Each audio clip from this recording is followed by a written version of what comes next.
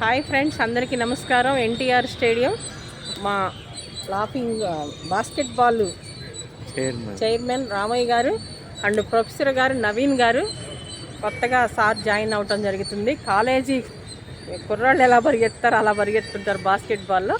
వారి మీద నేను చెప్పబోతున్న కవిత.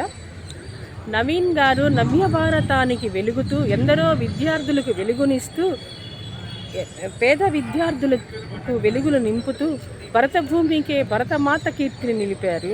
మీ మంచితనంతో అడుగులు వేస్తూ మీ విద్యార్థులు రేపటి భవితకు వెలుగవుతూ ఉంటారు.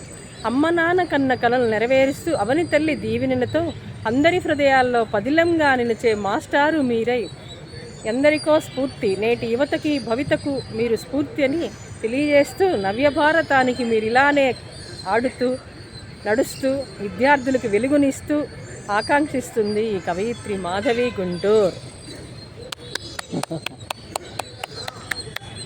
చాలా ధన్యవాదాలమ్మా మాధవి గారు, థ్యాంక్ యూ. ఆసువుగా చెప్పినందుకు ఈ కవిత. Thank you. నవీన్ గారు ముందు ఇంకా యాక్టివ్గా పార్టిసిపేట్ చేసి మా యొక్క ఐఎంబిఏ బాస్కెట్బాల్ అసోసియేషన్కి మంచి పేరు ప్రతిష్టలు తెస్తారని, వారు ఎప్పుడు కూడా ఆరోగ్యంగా ఇంకా విద్యార్థులకు సేవ చేస్తారని ఆశిస్తూ I wish you all the best sir. మీకు ఎంత వయసు ఉంటుంది సార్?